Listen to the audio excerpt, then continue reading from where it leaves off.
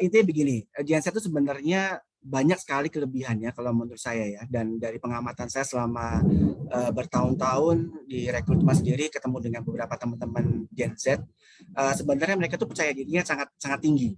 Kalau saya boleh bicara seperti itu ya teman-teman ya, percaya dirinya sangat tinggi, dan saya tadi sempat singgung juga Gen Z ini termasuk orang yang memang sangat mudah atau gampang berinteraksi dengan teknologi.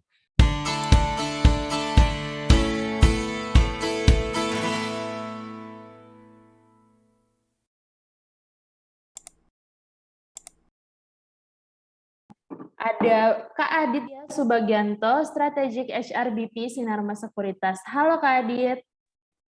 Halo, selamat sore. Assalamualaikum warahmatullahi wabarakatuh. Gimana kabar Waalaikumsalam Tania? warahmatullahi. Baik dong, alhamdulillah. Kak Adit gimana kabarnya, sehat-sehat?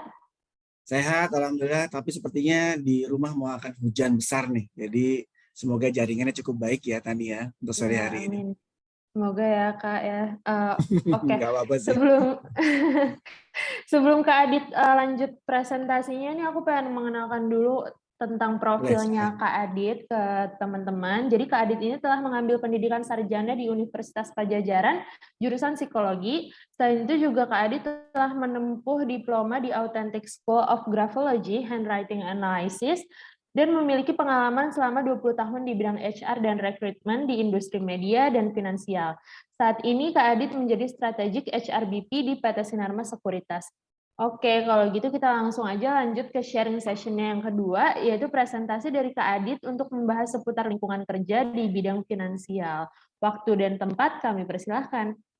Oke, baik. Terima kasih Tania atas waktunya. Selamat sore Bapak, Ibu, teman-teman semuanya, rekan-rekan Minusian. Hari ini saya coba sampaikan saja, semoga masih semangat ya. Sore hari ini biasanya kalau tidak ada kopi bisa bikin ngantuk nih katanya Tan. Jadi hari ini, sore hari ini saya coba akan share mengenai materi yang akan coba saya bawakan, yaitu bagaimana kita menuju atau mempersiapkan diri untuk masuk ke dunia kerja, khususnya di industri keuangan. Sudah kelihatan ya materi saya ya Tania ya? Sudah Kak, udah kelihatan. Oke, baik. Nah, mungkin teman-teman berpikir ya, kalau misalkan komunikasi, DKV atau bagian apa ya, jurusan-jurusan kreatif itu bisa nggak sih masuk ke dunia kerja yang berhubungan dengan keuangan misalkan begitu, itu tentu jawabannya bisa. Contohnya sudah ada di hadapan teman-teman tadi, ada Mbak Maria, itu sudah bergabung dengan kami dengan berbagai macam experience di beberapa agensi dan juga advertising. Jadi sebenarnya itu bisa untuk masuk. Saya sendiri pun dari psikologi ternyata ujung-ujungnya masuk ke dunia keuangan juga, dan itu ternyata kan bisa. Jadi teman-teman yang ingin saya sampaikan adalah walaupun teman-teman nanti lulus lalu bingung mau jadi apa, sebenarnya semua itu terbuka untuk teman-teman. Mau masuk ke industri keuangan, industri energi, mining, atau bahkan ke industri kreatif sekalipun, itu semuanya bisa kita masukin.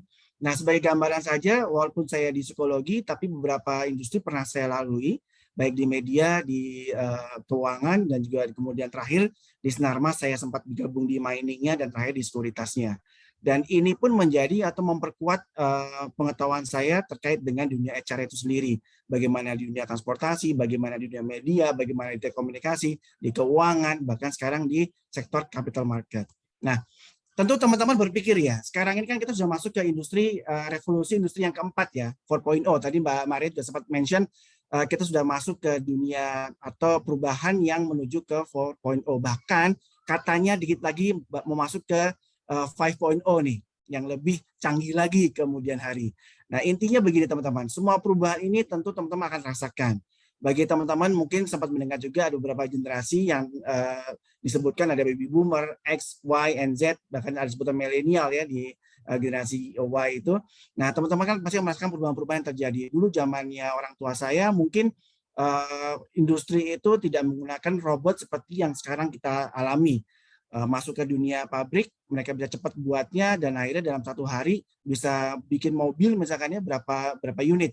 Kalau dulu mungkin satu unit mobil itu bisa berhari-hari karena dibuat secara teliti dan juga menggunakan tangan seseorang.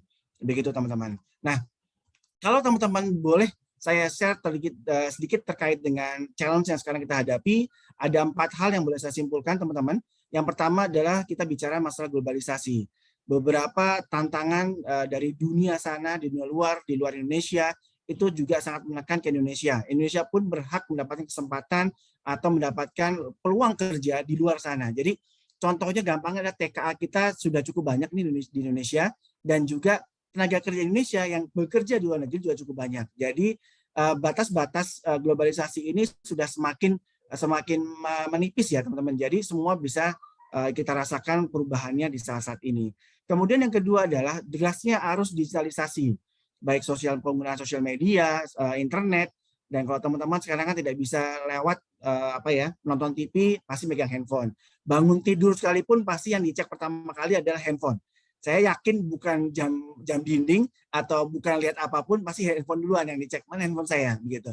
Nah, itulah terjadi seperti itu. Bahkan di dunia pekerjaan yang dulunya mungkin menggunakan hard copy nih teman-teman, sekarang menggunakan beberapa e-sign misalkan, atau menggunakan sistem menggunakan beberapa teknologi yang supaya mengurangi penggunaan kertas, dan itu semua transformasi menuju digitalisasi di beberapa perusahaan. Jadi penggunaan kertas kan memang sangat disayangkan ya kalau terlalu banyak, sehingga kita bisa memotong beberapa banyak pohon di hutan sana sehingga akan terasa buang-buang kertas gitu. Nah, yang ketiga tadi mungkin saya sempat dengar juga Mbak Maria sampaikan banyaknya atau derasnya informasi yang kita dapatkan melalui sosial media. Sebutlah kita sekarang ada sosial media itu ada Instagram, ada TikTok gitu ya, ada Facebook, ada Twitter, bahkan WhatsApp pun sendiri itu kan kadang-kadang kita dapat tuh datang tiba-tiba ada broadcast message dari siapa gitu. Nah, itu kan juga informasi-informasi yang sangat deras sekali datangnya, dan kalau kita tidak pandai memilah-milahnya, itu tentu akan membuat kita merasa bingung yang mana yang benar, mana yang positif, mana yang negatif. Apalagi sekarang banyak nih yang katanya buzzer-buzzer atau misalkan memang orang yang senang nyebar hoax gitu. Nah, itu teman-teman harus pandai-pandailah untuk memilah-milah hal itu di masa-masa zaman sekarang ini. Dan yang terakhir tentunya adalah pandemi COVID-19. Kita sudah masuk ke gelombang Omikron ya teman-teman, sehingga kita sudah merasakannya. Kemarin juga sempat naik lagi, dan alhamdulillah sekarang berangsur turun, dan semoga PPKM level 3 atau 4 bisa berkurang lagi, dan sehingga menjadi level 2 dan 1, bahkan bisa menjadi endemi katanya. Gitu, sehingga kita bisa kembali bekerja tidak seperti saya saat ini di rumah gitu ya, besok ke kantor lagi secara full, ketemu dengan teman-teman, hangout dengan teman-teman di mall atau dimanapun gitu ya, diperbolehkan kembali. Nah, inilah 4 tantangan yang mungkin akan teman-teman rasakan. Mau tidak mau teman-teman akan rasakan, baik yang sudah lulus kuliah, yang masih kuliah, bahkan yang mau masuk kuliah. 4 ini akan kita rasakan. Ya, entah nanti di tahun-tahun depan akan ada tantangan apa lagi. Ya, kita berharap kita akan siap dan akan lebih siap lagi untuk menghadapinya. Intinya adalah masa depan itu tidak bisa kita prediksi teman-teman. Apapun yang akan terjadi di masa depan, hanya Tuhan yang di atas yang akan tahu. Kita hanya berikhtiar dan menjalankannya. Intinya semua teknologi sudah ada tuh, mobil terbang, orang bisa terbang menggunakan mesin seperti Iron Man gitu ya, dan kemudian sekarang berinteraksi melalui Zoom seperti ini sudah sangat memungkinkan sekali gitu ya. Kalau zaman dulu kan kayak aneh kalau kita melakukan video call gitu, dan sekarang sudah sangat umum sekali kita lakukan, dan itu memang tidak bisa kita prediksikan karena memang future itu sudah ada sekarang gitu ya, sudah hadir di kita semua. Nah, tadi saya sempat sedikit singgung mengenai generasi-generasi yang ada di zaman sekarang. Kalau teman-teman boleh lihat nih di beberapa perusahaan, mungkin nanti teman-teman mahasiswa, teman-teman binusian yang akan kerja gitu ya, melamar pekerjaan, ada beberapa perusahaan yang sudah berubah generasi.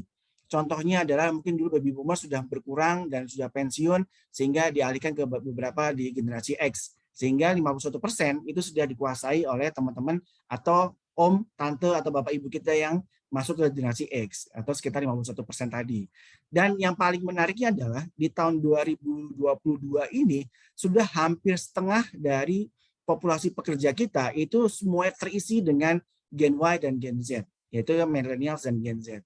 Kenapa tidak? Kalau teman-teman lihat sekarang startup sudah banyak berkembang, isinya semuanya katanya anak muda gitu ya, yang usia-usia seperti saya ini ya dia katakan anak muda aja lah pokoknya gitu ya. Padahal sebenarnya masih mix kalau saya lihat. Tapi sebenarnya secara mayoritas millennials dan Gen Z itu sudah ada di sana. Dan tentunya ini akan membuat tantangan-tantangan tersendiri teman-teman.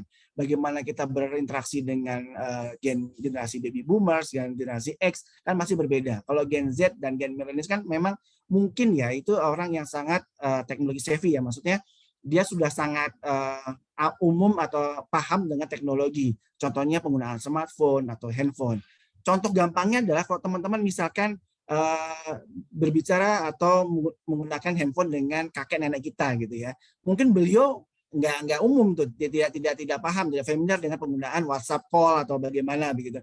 Atau pas zaman pandemi kita nggak bisa ketemu, kemudian kakek nenek atau oma opa kita menggunakan ini deh, Zoom aja gitu. Nah akhirnya kita pandu dulu mereka untuk buka Zoom. Nah itu banyak kejadian karena memang generasi dulu tidak semudah memahami generasi Z atau generasi ini. Dan ini menjadi tantangan yang sangat luar biasa. Di HR sendiri sebenarnya ini memang suatu tantangan tersendiri karena dalam suatu lingkungan pekerjaan tentu ada yang usianya sudah 20 tahun bekerja, ada yang baru masuk atau fresh graduate. Nah, itu harus kita mix dan juga kita minta mereka untuk bekerja sama. Dan itu adalah tantangan kami sebagai seorang HR di satu perusahaan. Dan itu teman-teman akan merasakan tuh seperti itu. Nah, tadi saya sempat sampaikan juga bahwa penggunaan sosial media kan lagi meningkat ya teman-teman. Kalau teman-teman lihat di sini di tahun 2021 di Januari kemarin, tahun lalu ya, satu tahun kemarin, itu surveinya seperti ini teman-teman. Jadi hampir 61% atau sekitar 62% ya, 61,8% dari total populasi kita itu sudah aktif menggunakan media sosial, yaitu sekitar 170 juta. Ya, no wonder kalau misalkan sekarang akan lebih daripada itu di tahun 2022 ini, begitu teman-teman. Dan penggunaan mobile connection atau misalkan smartphone atau handphone itu sendiri ternyata melebihi dari total populasi itu sendiri. Kalau di sini dikatakan ada 125%. Kenapa? Ya, mungkin teman-teman sadar sendiri ya, setiap orang mungkin dalam handphonenya ada yang punya 2 nomor. Sehingga akses terhadap connection di internet dan lain-lain itu akan lebih, penetrasi akan sangat luar biasa di tahun-tahun mendatang. Baik, saya akan bicara masalah literasi keuangan nih teman-teman. Karena ini yang akan saya titipkan kepada teman-teman di bidang DKV atau komunikasi, karena biasanya saat ini semua promosi, semua informasi, atau semua hal yang berbau dengan informasi itu akan sangat mudah diserap oleh masyarakat atau teman-teman kita itu menggunakan materi-materi promo yang didesain oleh orang DKV atau seorang komunikasi tersebut. Contohnya adalah kalau teman-teman lihat di sini, di indeks literasi keuangan kita itu ternyata memang ada peningkatan dari tahun 2013 sampai dengan tahun 2019, namun memang tidak terlalu banyak peningkatannya. Apa sih sebenarnya definisi dari literasi keuangan itu? Literasi keuangan itu sebenarnya adalah bagaimana pengetahuan dan keterampilan keinginan yang mempengaruhi sikap dan perilaku itu untuk meningkatkan kualitas atau pengambilan keputusan dan pengelolaan keuangan dalam rangka mencapai kesejahteraan. Jadi bagaimana kita mendekatkan atau memberitahukan atau menginformasikan ke orang-orang bahwa dengan adanya pengelolaan keuangan ini bisa mencapai kesejahteraan loh ke orang-orang. Dan kalau misalnya teman-teman lihat di paling kanan, ya, kalau kita bicara masalah inklusi keuangan, ternyata yang punya akun bank itu hanya 40% teman-teman. Berarti sekitar 80 jutaan warga atau masyarakat Indonesia yang punya akun bank. Ini kan berarti menandakan bahwa inklusi keuangan di kita itu masih perlu kita tingkatkan lagi. Dan ingat, ini adalah peluang teman-teman buat teman-teman komunikasi dan teman-teman di kafe untuk nanti misalnya bergabung ke institusi keuangan atau industri seperti kami ya di Capital Market, itu bisa membantu kami untuk menyebarluaskan informasi-informasi terkait dengan keuangan itu sendiri. Mungkin dengan bikin infografik seperti ini dan disebarkan di sosmed dan sehingga membuat orang menarik untuk berbondong-bondong datang ke layanan perbankan atau asuransi atau dana pensiun atau misalkan di tempat kami di pasar modal. Begitu teman-teman. Nah, bagaimana dengan kondisi capital market nih untuk saat ini? Menurut survei teman-teman, kalau teman-teman lihat dari peningkatan jumlah investor dari tahun 2018 menurut source sumber dari Kait Kesei, dari tahun ke tahun ini ada peningkatan dan cukup bagus sekali peningkatannya dan sangat luar biasa sekali. Yang untuk sekarang ini kita sudah ada di angka 6 jutaan. Ya, kalau teman-teman lihat di September 2021 kemarin itu di 6.431.444 investor, baik investor muda, tua maupun yang menengah, gitu ya, ada peningkatan. Tapi masih ada lucunya nih teman-teman, ternyata masih itu sekitar 2,36% dari total penduduk Indonesia. Berarti ini kan peluang nih buat industri market seperti kami, capital market seperti kami ini masih ada sekitar berarti berapa tuh? Sekitar 97 ya, 97,5% penduduk Indonesia yang perlu kita dekati lagi untuk mereka melek bahwa investasi itu sangat baik untuk digunakan atau dilakukan. Mungkin nanti seperti yang tadi disampaikan Mbak Maria di kompetisi desain tadi, poster-poster teman-teman ya mungkin bisa memberikan insight bahwa peluang teman-teman untuk mendapatkan investor itu sebenarnya datang dari desain yang teman-teman akan lakukan nanti. Karena apa? Dengan semenariknya teman-teman membuat desain tadi, itu akan menarik orang-orang menjadi investor-investor muda. Dan sebenarnya sekarang cukup mudah. Dengan uang 10.000, 20.000, bahkan ada yang bilang 100.000, 100.000 sudah bisa tuh melakukan investasi.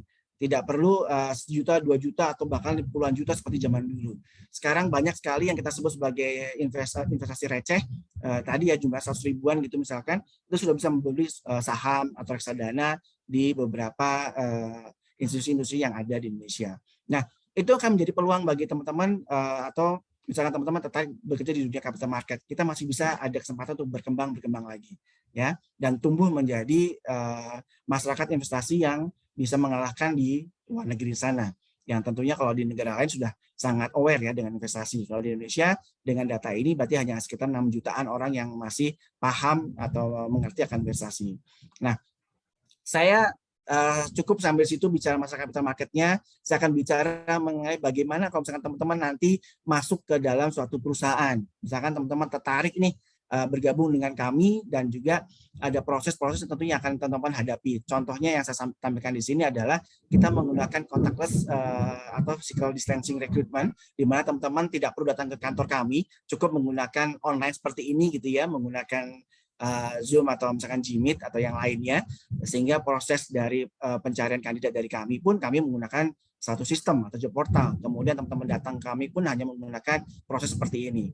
Kemudian proses offeringnya dan bergabungnya pun sebenarnya tidak perlu datang ke kantor kami di hari pertama, cukup misalkan dari rumah teman-teman akan mendengarkan presentasi dari tim kami menggunakan fitur onboarding tadi. Nah, ini adalah perubahan-perubahan yang tentu teman-teman mungkin tidak sadari ya, ini wajib dirasakan oleh beberapa teman-teman pada saat ini. Dan itu mungkin zaman 3 tahun lalu orang-orang akan merasakan bahwa aneh ya interview melalui online, tapi sekarang sudah sangat umum sekali teman-teman. Bahkan training seperti saat ini kan teman-teman juga dilakukan melalui webinar kan, atau kemarin kuliah juga melakukan Zoom atau metode-metode yang lainnya. Intinya pesan saya kepada teman-teman adalah saat ini ada 4 hal yang saya titipkan pada teman-teman supaya teman-teman bisa cukup tetap bisa bersaing di dunia sana, di dunia kompetisi ya, untuk mencari pekerjaan.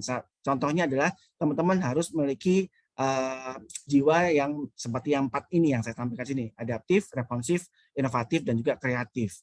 Karena ini sangat berhubungan juga dengan tadi desain.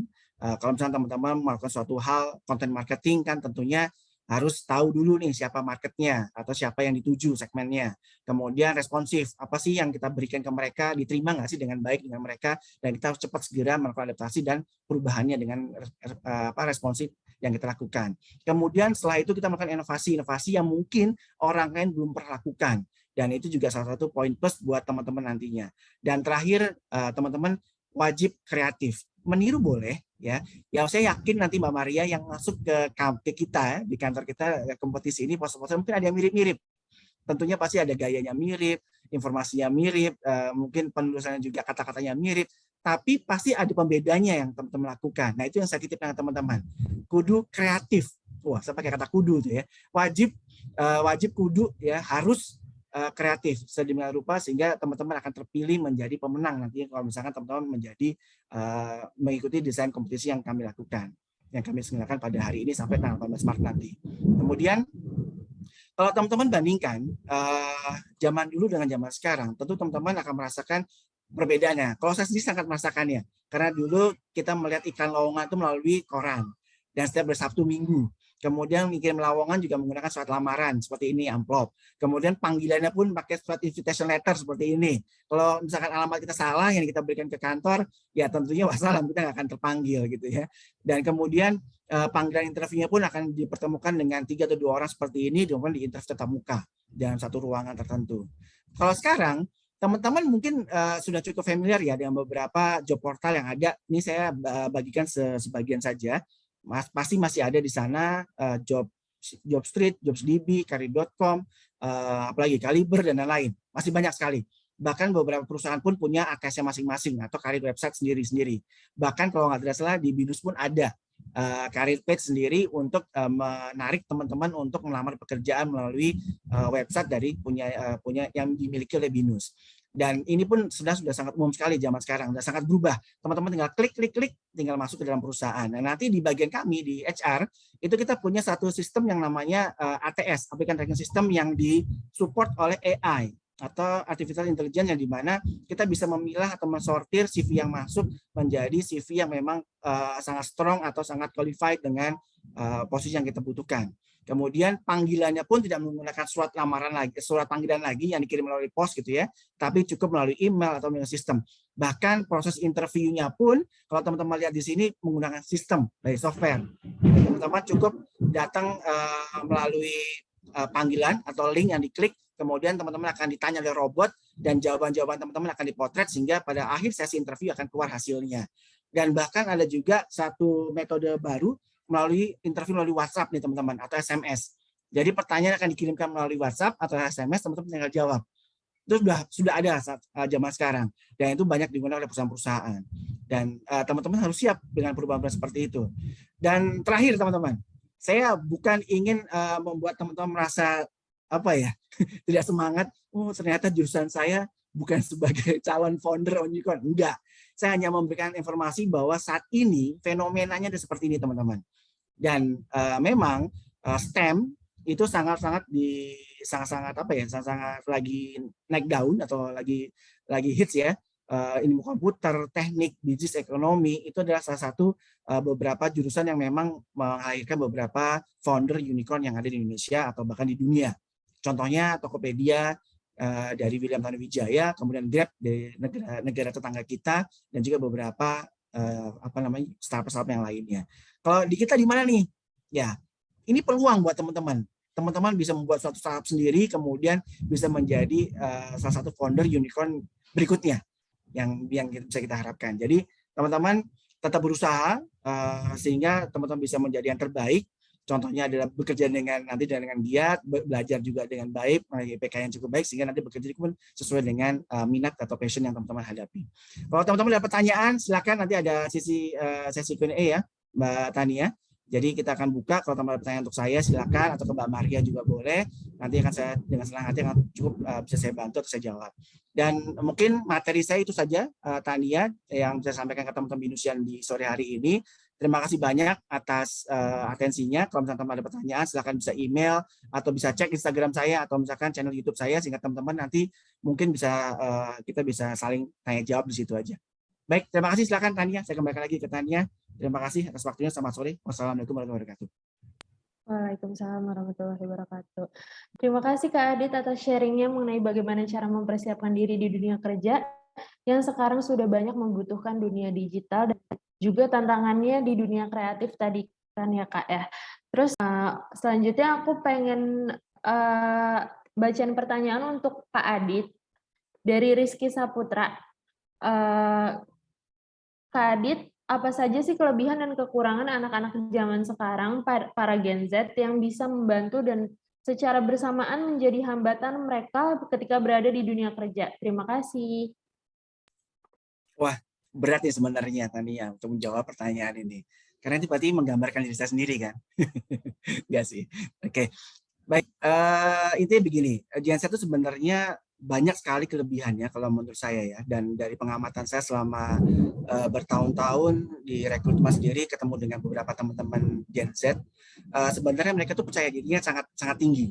Kalau saya boleh bicara seperti itu ya teman-teman ya, percaya dirinya sangat tinggi. Dan saya tadi sempat singgung juga, Gen Z ini termasuk orang yang memang sangat mudah atau gampang berinteraksi dengan teknologi. Ya, contoh gampangnya adalah kalau teman-teman sewaktu beranjak dewasa atau remaja kan sudah kenal dengan namanya handphone atau smartphone zaman dulu. Kalau saya mungkin baru berkenalan dengan handphone itu intensnya pada saat zaman kuliah. Tapi kalau teman-teman Gen Z itu sudah mengenal pada zaman-zaman ya mungkin masuk SMP atau SD sudah ada beberapa yang memang sudah pegang handphone. Bahkan untuk generasi berikutnya nih, anak saya begitu lahir, yang sekarang mungkin dengaran suara lagi sedang nangis gitu ya, itu sudah megang handphone dan sudah paham bagaimana memindah-mindahkan channel-channel atau YouTube yang mereka ingin coba atau ingin dia lihat atau tonton. Dan itu adalah salah satu kelebihannya. Dan kemudian juga ambisinya sangat besar untuk sukses. Kalau teman-teman lihat Gen Z ini sebenarnya ya, memang perlu kita dukung nih. Kalau misalkan mereka ada keinginan, sehingga memang kalau saya tanya biasa kalau di interview, mereka jawabannya kira-kira 5 tahun ke depan apa sih yang ingin kamu harapkan? Rata-rata kalau saya boleh simpulkan, mereka ingin membuka suatu usaha. Mereka ingin mengumpulkan uang, istilahnya sekarang tuh mereka kerja untuk mengumpulkan pundi-pundi keuangan sehingga pada saat 5 tahun ke depan mereka bisa buka usaha sendiri. Contoh gampangnya adalah mereka bikin toko kopi atau kedai kopi atau misalnya kafe gitu ya. Karena itu yang lagi hits zaman sekarang begitu. Nah, itu salah satu contoh dari Gen Z ini, dan juga mencintai kebebasan kalau menurut saya.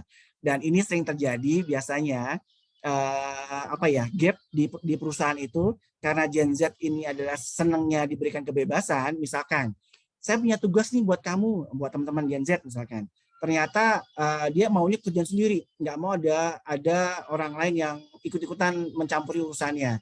Dan ini apabila ada gen lainnya, generasi sebelumnya, misalkan Gen X atau baby boomers ini mencampuri urusan itu, tentu dia tidak akan suka karena dia senang dengan kebebasan itu, atau bahkan dia akan mencari teman-temannya yang sesuai dengan generasinya untuk berinteraksi atau berkolaborasi bersama. Dan biasanya di perusahaan juga kita berusaha untuk mendekatkan nih Tan, antara generasi yang di atasnya dia dengan generasi Z. Dan biasanya kalau tidak kita atasi, itu akan ada gesekan. Dan itu sangat-sangat sering terjadi. Dan sebenarnya kebebasan ini adalah bisa menjadi kelebihan dan juga bisa kekurangan. Dan sebenarnya suka dengan Gen Z dan mau nggak mau kan.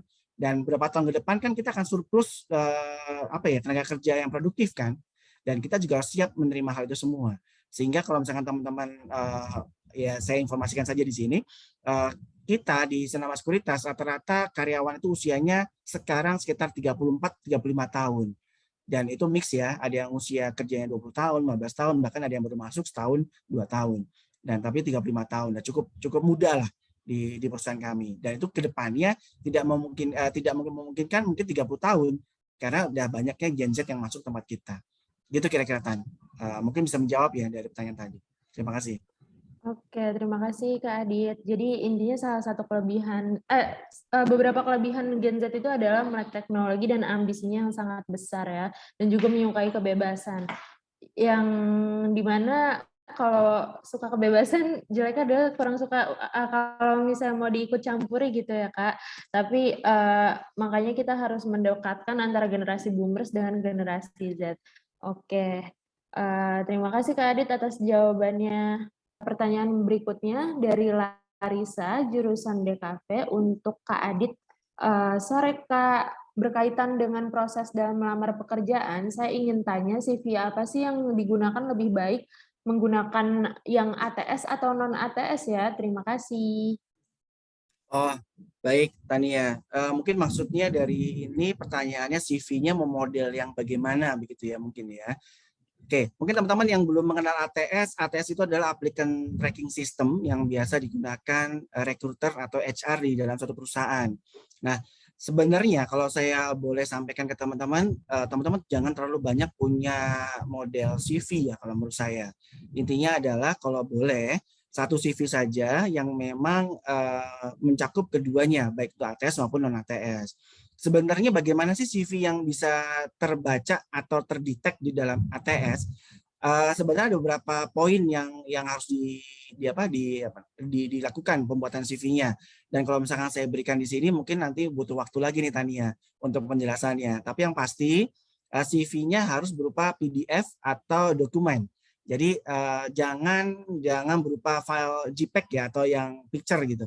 Itu tidak bisa terbaca oleh ATS yang saya ketahui. Dan yang kami pakai pun di perusahaan itu biasanya dia akan mendetek CV-CV yang memang berfile yang memiliki type filenya itu ada PDF atau dokumen tadi. Contoh gampangnya gini teman-teman. Teman-teman punya CV, tolong dibuka, kemudian coba control find di CV teman-teman. Kalau misalkan CV teman-teman bisa mencari kata tertentu di CV itu dengan control find tadi, itu berarti bisa kedetek. Karena ATS itu akan melakukan sistem yang namanya parsing atau sortir kata per kata. Dan tentu kami dari perusahaan dalam memberikan atau membuka lowongan pekerjaan, kita akan menunjukkan beberapa kata kunci yang kita butuhkan. Misalkan, saya sedang mencari konten marketing, segitu ya. Dan nanti saya akan mengisi kata kunci. Kalau kita mungkin sedang berpikir hashtag lah gitu ya. Tulis misalkan kata kunci di situ DKV, atau misalkan komunikasi, atau misalkan saya cari dari BINUS aja, misalnya gitu ya, dari BINUS saya tulis atau BINUSian. Kemudian IPK saya tulis kata-kata kuncinya. Nah, biasanya kalau misalkan kata-kata kunci tadi itu ada di CV teman-teman, itu akan masuk CV teman-teman, akan terdetek dan akan masuk ke shortlisted kandidat atau CV yang memang sudah tersortir dengan cukup baik dan masuk ke folder strong kandidat misalkan, atau misalkan kandidat yang masuk ke tahap selanjutnya untuk lolos screening. Nah, begitu teman-teman. Jadi CV-nya jangan terlalu banyak. Kalau misalkan teman-teman mau mengantar langsung boleh. Itu beda lagi. Kalau misalkan teman-teman datang ke kantor, kan tapi udah jarang ya zaman sekarang ya. Nggak mungkin teman-teman datang ke security di bawah, Pak, saya mengantar CV tuh zaman dulu banget. Sekarang sudah nggak ada yang begitu. Bahkan security mungkin kirim aja Pak lewat pos atau lewat apa gitu. Nah, sekarang kan enggak. Nah, biasanya teman-teman cukup menggunakan CV yang memang simple, singkat, jelas, padat. Kalau teman-teman ingin tahu tentang CV seperti apa, nah teman-teman cek aja di channel saya, di YouTube saya mungkin. Di situ ada informasinya. Nggak usah YouTube saya lah. Di Instagram atau di YouTube lainnya pun pasti ada informasi terkait dengan CV yang lolos ATS. Itu bisa dicek di situ. Ya, semoga membantu Tania untuk pertanyaannya, bisa menjawab. Terima kasih. Oke, terima kasih Kak Adit. Jadi intinya kalau misalnya mau kirim CV nih ke HR itu harus dalam bentuk PDF atau dokumen ya, jangan JPG. Salah Dan satunya, juga iya. ya salah satunya, dan juga jangan terlalu banyak gitu. Oke, nggak terasa banget nih udah berada di penghujung acara. Aku mau ngingetin sekali lagi untuk teman-teman jangan lupa untuk submit karya desain kamu yang periodenya tuh akan berakhir di tanggal 18 Maret 2022 ya teman-teman ya. Terima kasih banyak atas ketersediaan waktu teman-teman semuanya yang telah berpartisipasi hari ini. Untuk info lebih detailnya bisa kunjungin website yang sudah ada di kolom chat. Nia selaku moderator dan para speaker yang telah mengisi sharing session ini pamit undur diri. Acara ini akan aku kembalikan lagi ke Mbak Lara sebagai MC. Terima kasih. Halo, baik. Terima kasih Mbak Tania. Menarik sekali ya teman-teman tentang penjelasannya. Semoga dari sini teman-teman tercerahkan nih, supaya nggak bingung lagi dengan dunia finansial. Apalagi kan di anak-anak muda sekarang tuh suka ketipu ya, kalau ngomongin saham-saham dan yang lain-lain. Mending belajar aja di aplikasinya Siminvest tadi ya Mbak Tania ya. Dan kalau teman-teman ada yang mau ikutan untuk lombanya, tapi masih bingung tadi gimana Bitly dan segala macamnya, buka aja Instagramnya Siminvest atau buka Instagram kita di @binuskarir karena kita juga udah posting informasi terkait dengan hal itu. Nah gitu aja, jadi terima kasih Mbak Tania, menarik banget. Terima kasih saya ucapkan sekali lagi kepada Sinarmas Sekuritas atas waktunya, terutama kepada pembicara kita, Mbak Maria dan Mas Adit. Terima kasih atas ilmu yang diberikan. Semoga kita sehat selalu. Untuk itu acara kami akhiri. Terima kasih. Terima kasih Mbak Laras.